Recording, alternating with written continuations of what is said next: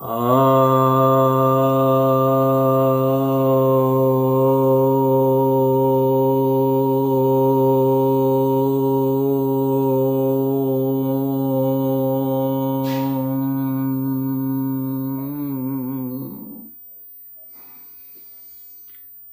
भक्तजनों को सप्रेम नमन।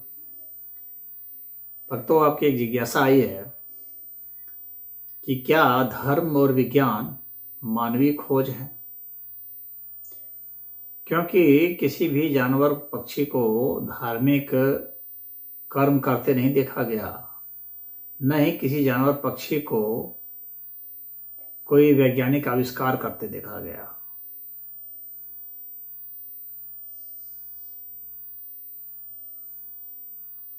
मैं समझता हूं कि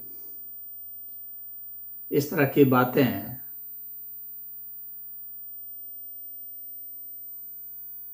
इसलिए आई हैं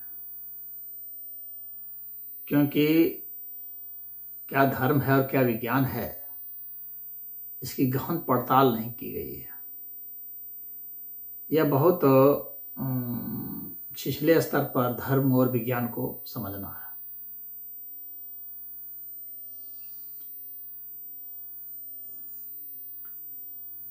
हम लोग अमूमन यह समझते हैं कि धर्म का मतलब यह होता है कि कोई मंदिर होना चाहिए या कोई मस्जिद होना चाहिए, यानी कोई ढांचा होना चाहिए जहाँ जा कर के सब लोग, मतलब कोई घंटी हिला रहा है, कोई कुछ कर रहा है, यानी कुछ विशेष कवायद कर रहा है, हाँ,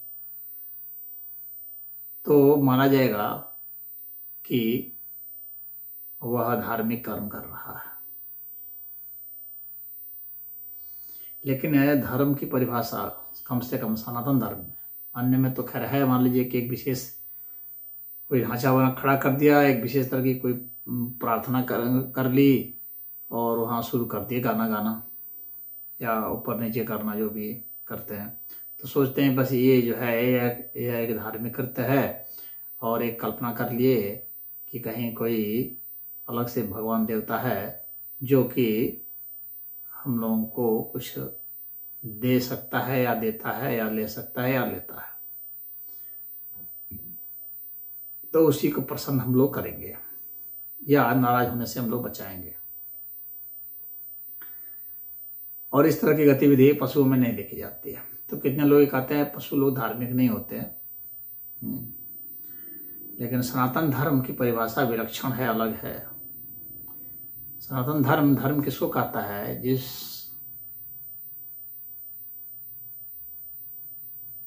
आचार को, विचार को, स्वभाव को, प्रकृति को जिसको हम धारण करते हैं, वह धर्म है।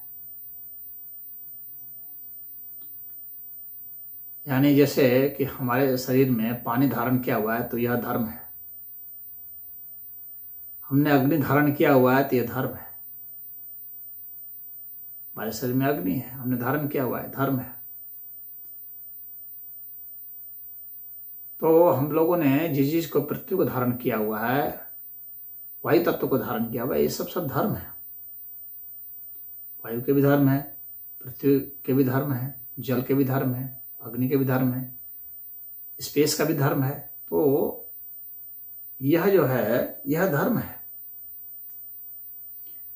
अब इस धर्म को हम बेहतर तरीके से कैसे धारण कर सकते हैं, इसी की खोज जो है अध्यात्म है।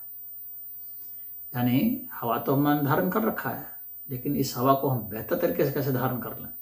मान लीजिए एक व्यक्ति सिगरेट पीता है, इसका अर्थ क्या हुआ कि वह अपने भीतर प्रदूषित वायु को धारण कर रहा है। इसका मतलब है कि वह अधर्म कर रहा है। क्यों? क्योंकि वह बिना सिगरेट के भी रह सकता था ना, और बेहतर रह सकता था। अब सिगरेट का धुआं जब भीतर जाता है तो प्रदूषण फैलाएगा, तो जीवन के लिए घातक होगा, यानी प्राण धारण के लिए घातक हो जाएगा। तो हमारे में धारण करने की जो क्षमता है, प्राण को धारण करने की क्षमता, वह घट जाएगी। तो हम धार्मिक नहीं रहे। धार्मिक मतलब हमारे में प्राण धारण करने की क्षमता होनी चाहिए अधिक से अधिक, और उसके लिए ही हम खाते हैं, पीते हैं, सोते हैं, नहाते हैं, धोते हैं या जो भी काम करते हैं जिससे कि हमारे में प्राण धारण क्षमता बढ़ जाए, हमारे में चिंतन करने की क्षमता बढ़ जाए, हमारे में देखने की, सुनने की, समझने की, खाने की, पीने की, पचाने की, इन सब की क्षमताओं में विकास हो, तो उसको सनातन धर्म में धर्म कहा गया है। और ये जो संसाधन है कि भाई प्राण विकसित कर जाते हैं, प्राण को हम धारण कर लेते हैं, लेकिन हम प्राण को किसने धारण कर रखा है? ये सब ये जो श्रृंखला है अंततः जहां तक जाती है कि मूल तत्व तक जाती है, तो पूरे क्रम को सनातन धर्म ने धर्म कहा रखा है, जिससे कि यह शरीर चलायमान है, चलता है, ये अंग चलते हैं, ये मन चलता है, ये प्राण चलते हैं। तो इन प्राणों को चलाने वाला ये अस्तित्व कैसे बना, इन सब का जो मूल सिद्धांत है, जो जहाँ से ये उत्पन्न हुआ, जैसे उत्पन्न हुआ, इसके विषय में जो हम लोगों ने शोध किया है, जो पाया है, और जो वैज्ञानिक तथ्य हैं, सत्य हैं, उसको हम कैसे अनुभूत कर सकते हैं और कैसे उसको हम धारण कर सकते हैं और कैसे धारण किए हुए हैं। तो इन सब को जो है सनातन धर्म एक धर्म मानता है। अब जानवरों की बात करते हैं इस विषय में। जानवर आप देखेंगे कि वो तो धार्मिक है, तो धारण किया हुआ है, प्राण को धारण किया है, प्राण को बचाने के लिए वह भागता है, प्राण को बढ़ाने के लिए वो खाता है, पीता है, अपने सुरक्षा की व्यवस्था करता है और श्रेष्ठ श्रेष्ठ चीज खाता है जिससे कि वह प्राण धारण कर सके। अब आप कहेंगे कि विशेष रूप से वो प्रार्थना नहीं करता है कि खड़ा होकर जानवर भी हाथ नहीं जोड़ता है तो यह तो एक मनुष्य का धर्म है कि वह इस तरह से ऐसा कर रहा है, वो प्रार्थना कर रहा है। जानवर अपने हिसाब से प्रार्थना करता है, वह भी, जानवर भी दया करता है, जो कि धर्म है। जानवर भी प्रेम में जाता है, वह धर्म है। जानवर भी क्षमा करता है, वह धर्म है। जानवर भी आप पर श्रद्धा करता है, आप पर भरोसा करता है, विश्वास करता है, वह धर्म है। मनुष्य जो है विश्वास को तोड़ता है, जानवर जल्दी विश्वास को नहीं तोड़ता। बड़ा से बड़ा हिंसक पशु भी जल्दी विश्वास को नहीं तोड़ता। यदि उसने विश्वास में दिया है तो वह उस विश्वास की रक्षा करता है। उसमें भी कुछ धूर्त होते हैं, ऐसी बात नहीं कि नहीं होते हैं, लेकिन उसमें भी रक्षक होते हैं। तो जो धूर्त हो गए तो वहां पर वे धर्म का, लेकिन जो विश्वास की रक्षा करता है वह धार्मिक होता है। जानवरों में आप देखेंगे विश्वास की रक्षा करते हैं। कुत्ते अपने मालिक के विश्वास की रक्षा करते हैं। हर प्राणी जो है वह धार्मिक है, अधार्मिक कम है। मनुष्य में अधार्मिकों की संख्या ज्यादा है।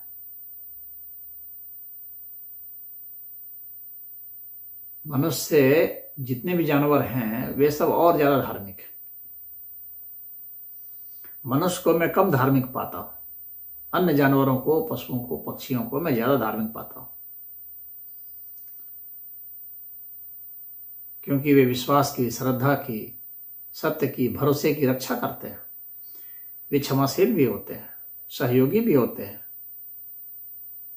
उपकारी भी होते हैं, बहुत लंबे समय तक स्मरण रखते हैं, उपकार को भूलते नहीं हैं।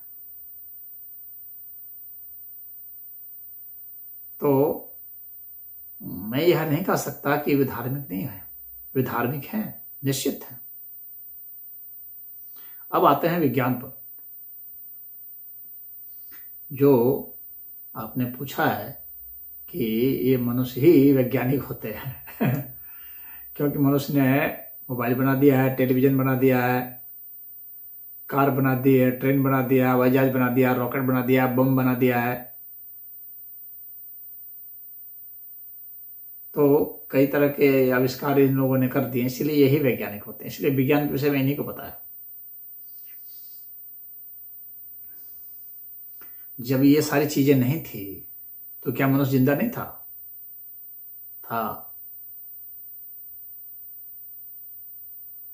अपने को और बेहतर तरीके से जिंदा रखने के लिए हर प्राणी प्रयास करता है। वह उसकी अपनी खोज होती है और उसकी जितनी आवश्यकता होती है उसके हिसाब से उसकी खोज होती है। हमारी खोज हमारी आवश्यकताओं पर निर्भर करती है। जब हमारी आवश्यकताएं बहुत बढ़ने लगती है, या इसको ऐसे कहें कि जब हम अपने लालच को बहुत बढ़ाने लगते हैं और लालच को हम फिर आवश्यकता बना लेते हैं, यानी जब हम अपनी कामना को जिद बना लेते हैं तो वह लालच हो जाता है और तब उसके लिए हमें खोज करनी पड़ती है।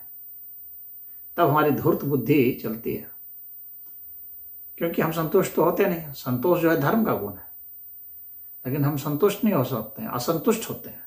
तो असंतुष्ट व्यक्ति जो है तलाश करता है, वो बुद्धि दौड़ाता है और बुद्धि दौड़ा करके फिर वह कुछ न कुछ तकनीक निकाल लेता है। उसको विज्ञान कहा जाता है। अपनी सुविधा जहाँ हो सके वैसी कोशिश करता है और बाकियों से बेहतर कैसे हो सके या उसको और कैसे हम और धार दे सकें, तो उसके लिए फिर नई तकनीक वह निकालता है। तो साइंस और टेक्नोलॉजी का विकास ऐसे होता चला जाता है। मनुष्यों ने जैसे आग की खोज की, उससे अपनी रक्षा की, उससे अपना जीवन कुछ बेहतर बनाया, हथियार बनाए पत्थरों से, लोहे से, बारूद से, फिर तरह तरह से हथियार बनाते गए, अपने अपने रक्षा करते गए और दूसरे पर हमला करके अपने शत्रुओं का नाश करते गए। दोनों चीज़ों के लिए, अपनी रक्षा के लिए, दूसरों अपने शत्रुओं का नाश करने के लिए मनुष्य ने ये सब बनाए, हथियार वगैरह और तमाम सुविधाएं बनाई, बैठ के जाने के लिए, कान के लिए, आँख के लिए, हर चीज़ के लिए। जो समस्या उसके पास आती रही तो उसका समाधान वह ढूंढता रहा। रोग हुए तो रोग का निदान ढूंढता रहा, कारण ढूंढता रहा। तो इस तरह से उसने अपना विकास किया। तो कहते हैं अब हम वैज्ञानिक हो गए, क्योंकि हम लोग बहुत विज्ञान में आगे हो गए, हमने बहुत कुछ खोज लिया। अब जानवरों पर आते हैं। क्या जानवरों ने कोई आविष्कार नहीं किया? तो जिसकी जितनी जरूरत होती है उतना ही आविष्कार भी तो करेगा। वह उतनी ही जरूरत से संतुष्ट है। उसने अपना असंतोष इधर इतना नहीं बढ़ाया कि उसे दुनिया के हर चीज पर शासन करना है, दुनिया के हर चीज को भोगना है। वह तो अपने जीवन में उतना से संतुष्ट है, तो उतने भर तक का वो आविष्कार करता है। उसको उसकी आवश्यकता ही महसूस नहीं हुई। आज भी मनुष्यों में भी जो संतोषी जितना हो जाएगा, उसे उतने कम चीजों की जरूरत पड़ेगी, उतने ही कम तरह के आविष्कारों की भी जरूरत पड़ेगी। और ये जितने भी आविष्कार होते गए, ये मनुष्य को विकसित करते गए, लेकिन मनुष्य को विनष्ट भी करते गए। आपने एक विकास तो देखा, लेकिन विनाश नहीं देखा। इतनी इतनी दवाइयां बन गई, इतने इतने डॉक्टर, इतने इतने हॉस्पिटल, लेकिन मनुष्य ने रोग को खत्म नहीं किया, बल्कि रोग को अपना और बढ़ा लिया। क्योंकि इसके जितने आविष्कार थे उसने रोग ही पैदा किए। कोई मनुष्य का ऐसा आविष्कार नहीं है जिसने कि रोग पैदा नहीं किए। एक भी ऐसा आविष्कार नहीं है जिसने रोग नहीं पैदा किए। चाहे पंखा हो, टीवी हो, फ्रिज हो, कूलर हो, चाहे मोबाइल हो, कंप्यूटर हो, टेलीविजन हो, ऑटोमेटिक मशीन हो, माइक्रोफोन हो, मोबाइल हो, कुछ भी हो, बिजली हो, हर चीज जो है उसने एक रोग पैदा किया। इस चीज को मनुष्य भूल गया कि ये सब हमारे को विनष्ट कर रहे हैं, हमारी व्यवस्था को विनष्ट कर रहे हैं, हमारे परिवार को, हमारे समाज का ताना बाना सब विनष्ट करते जा रहे हैं। एक दिन मनुष्य इस विनाश को प्राप्त होने जा रहा है। तो हम विकसित हो रहे हैं कि विनष्ट हो रहे हैं, यह कैसे तय होगा? यह तय कैसे होगा? जब तक हम जिंदा हैं हम लोग कहते हैं हम लोग विकसित हो रहे हैं, लेकिन जब हम मर रहे हैं तो उस वक्त हम नहीं कहते कि हम विनष्ट हो रहे हैं। अब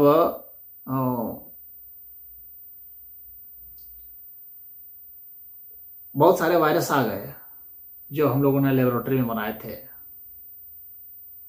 चाइना में बना था, बहुत बड़ी प्रयोगशाला है वायरस बनाने की। तो हम कहा बहुत विकसित हो रहे हैं भाई, वायरस बना रहे हैं। अब उसी वायरस से बहुत करोड़ों लोग मर जाएंगे, मर ही रहे हैं, तो उसको हम विनाश क्यों नहीं कहेंगे? आप कहेंगे कि देखिए पशु जो है ये तो वायरस नहीं बनाते हैं हम बनाते हैं। पशुओं को जरूरत ही नहीं है ना किसी को मारने की, तो वो क्यों बनाएंगे? वे दूसरे को भी जीने देना चाह रहे हैं, खुद भी जी रहे हैं। बस धर्म को उन्होंने धारण कर रखा है। और जहाँ तक दिमाग की बात है तो वे दिमाग अपना चलाते हैं, वे भी अपना आविष्कार करते हैं। अपने जरूरत की चीज़ों को वे भी खोज लेते हैं, वह भी तो आविष्कार है। कौन सा घास कहाँ बढ़िया है उसका वो खोज नहीं लेते हैं, वो भी खोजते हैं। कौन सी घास बढ़िया है वहाँ चले जाते हैं। वे बीमार पड़ते हैं तो उनका उपचार कौन करता है? क्या उनके यहाँ डॉक्टर नहीं है? उनका उपचार कौन करता है? वे भी तो अपना उपचार करते हैं। जिसका मतलब है कि वे नैसर्गिक रूप से वे खोजते हैं, वे स्वयं अनुसंधान करते हैं कि क्या चीज़ हम खाएंगे कि हमारा स्वास्थ्य ठीक रहेगा, क्या चीज़ खाएंगे कि हमारा स्वास्थ्य बिगड़ जाएगा। इसके हिसाब से ही वे चयन करते हैं किस प्रकार के घास को खाएं, किस प्रकार के घास को ना खाएं। किस जानवर को, जो पकड़ने वाले हैं, जो मांसाहारी हैं, वे सोचते हैं कैसे हम किसी को पकड़ेंगे, किस जानवर को, तो उसका वो तकनीक वो निकालते हैं, उसकी योजना बनाते हैं। तो वो क्या है? वो विज्ञानी तो है, विशेष ज्ञान कोई तो कहते हैं। तो सारे जानवर बराबर चतुर नहीं होते। जानवरों में भी देखेंगे कुछ जानवर विशेष चतुर होते हैं, कुछ विशेष बलशाली होते हैं। तो अपने बल को कैसे बढ़ाया जाए, अपनी चतुराई को कैसे बढ़ाया जाए, हर जानवर में है, हर पशु पक्षी में है। एक एक पशु पक्षियों परसों द्वारा, मधुमक्खियों परसों द्वारा, तो कैसे उसकी रक्षा की जाए, कैसे छत्ते को ठंडा किया जाए, तो उसके लिए वे करते हैं। उसको छत्ते को जो है वे एसी बनाते हैं, पानी ला ला करके वहां पर जो है वो उसके सामने वो अपना फड़फड़ाते रहते हैं। तो उस तकनीक को जानते हैं कि ऐसे ऐसे करेंगे तो ये ठंडा रहेगा। तो उस तकनीक को जान रहे हैं, तो कैसे कह सकते हैं कि हम वो विज्ञान नहीं जान रहे हैं? विज्ञान जान रहे हैं। बहुत सारी चींटियां ऐसी हैं जो खेती करती हैं, तो खेती करने का विज्ञान जान रहे हैं। वो माइसीडियम लाती हैं, फंगस के माइसीडियम को लाती हैं और उसको वो उपजाती हैं, फिर उसको खाती हैं। और तो और जो उनका ग्रुप अलग होता है उसको कुछ माइसीडियम जो है वो गिफ्ट में भी देती है। वैज्ञानिकों ने शोध करके पाया है, मैं अपने मन से नहीं कह रहा हूँ। तो इस तरह के सिस्टम है, यानी सोशलाइजेशन भी है। और वहाँ पर वो जानते हैं कि किस तरह से इसकी खेती की जा सकती है। कितनी ऐसी चींटियां जो दूसरी चींटियों को गुलाम बना लेती हैं, तो जाहिर सी बात है कि वो पकड़ लेती हैं उनको, उनका प्रयोग करते हैं, काम उनसे लेती हैं। तो यह बिना विज्ञान के कैसे होगा?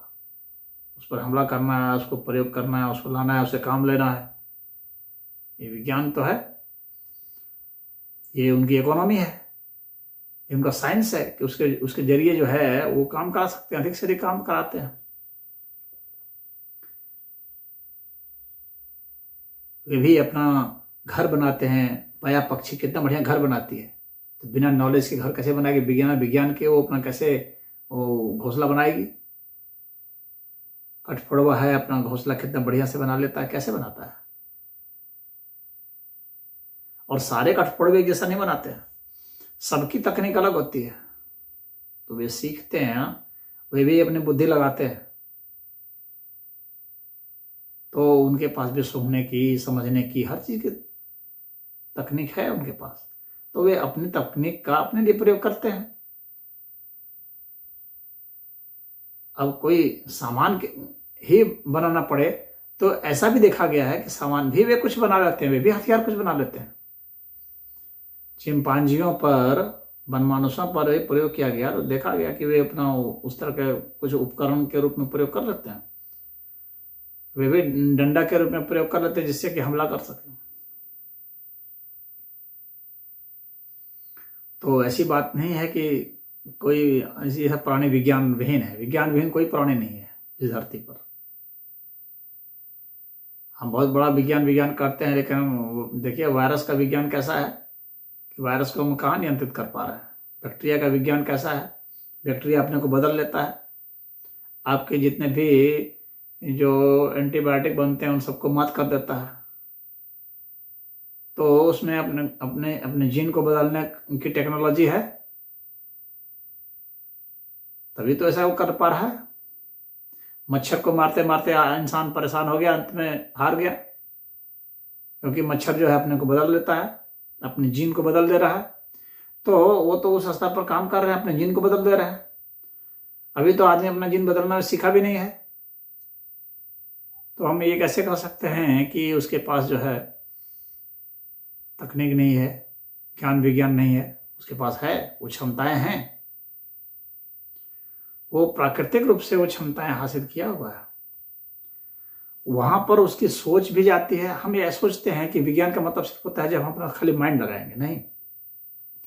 जब हम अपना माइंड भी लगाते हैं, अपना बॉडी भी लगाते हैं, अपना इमोशंस भी लगाते हैं, अपनी भावनाएं लगाते हैं, अपने विचार लगाते हैं, अपने में जो कुछ भी है, अपनी वाणी है चाहे और भी है, इन सभी चीजों को लगाते हैं, ये सबसे विज्ञान होता है।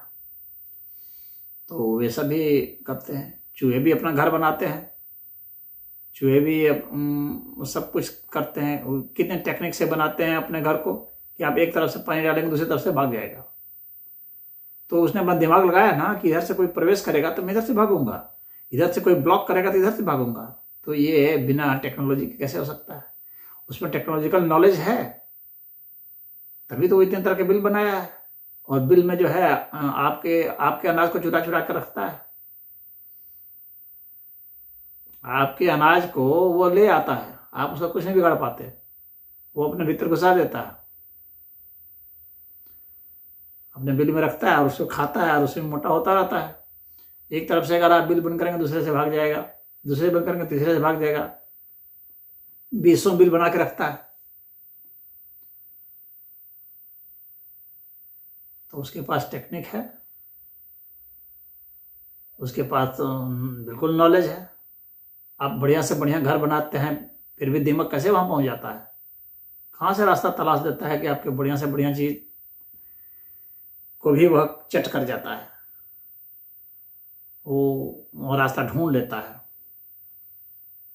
मक्खियां आ जाती हैं, अगर उनको बहुत बारीकी से अगर आप उनका निरीक्षण करेंगे, सभी पशुओं का, पक्षियों का, कीटों का, देखेंगे उनके पास बहुत दिमाग है, बहुत दिमाग से भी व्यवहार करते हैं।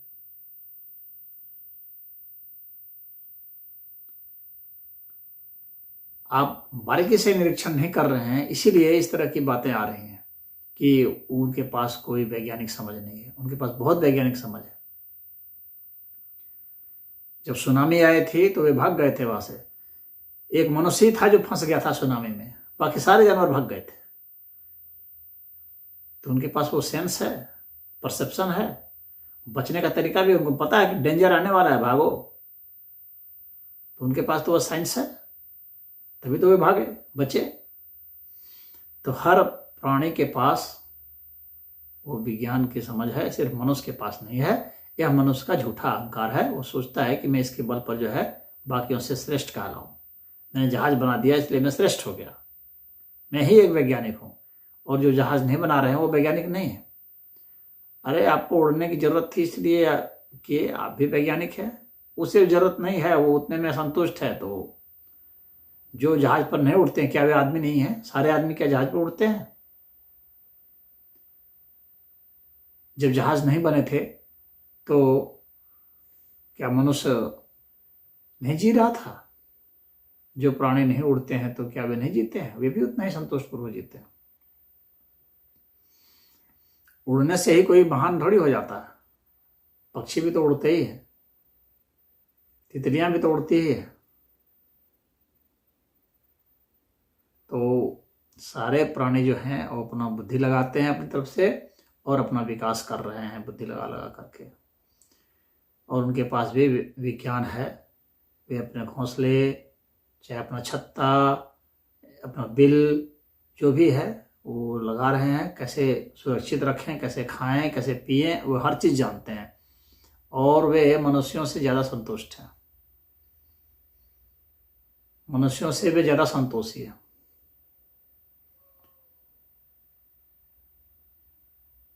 तो इसलिए यह कहना कि उनमें धर्म नहीं है यह भी गलत है, और यह कहना कि उनमें विज्ञान नहीं है यह भी गलत है। यह कहना कि धर्म और विज्ञान मानवों की खोज है यह भी गलत है।